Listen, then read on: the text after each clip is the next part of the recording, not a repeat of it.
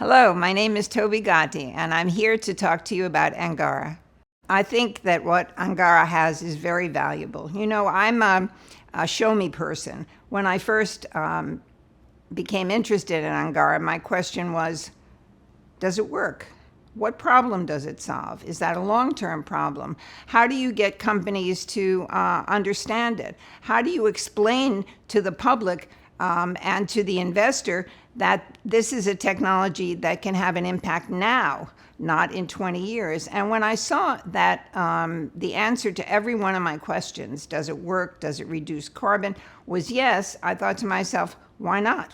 This is the kind of thing we should be doing, and we should be doing full speed ahead. So I think it's really important to realize that the next couple of decades are going to be decades of innovation. They're going to be decades of crisis. They're going to be decades that require political leadership, and they're going to be decades that require industry to come up with real solutions and to work with the political leaders so that solutions aren't imposed on them, which aren't the best ones, but at least are efforts to take steps in the right direction. Remember, the problem is not oil and gas.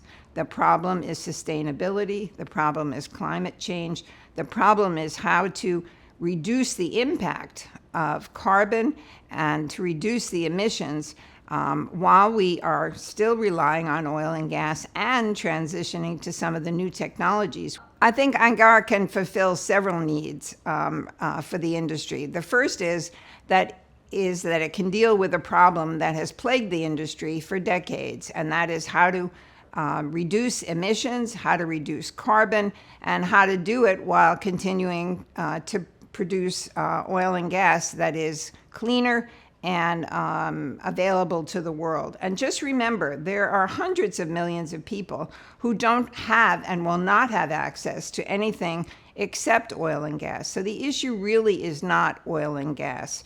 The issue is how do we deal with some of the negative consequences of using oil and gas. And I think Angara is a big part of that solution.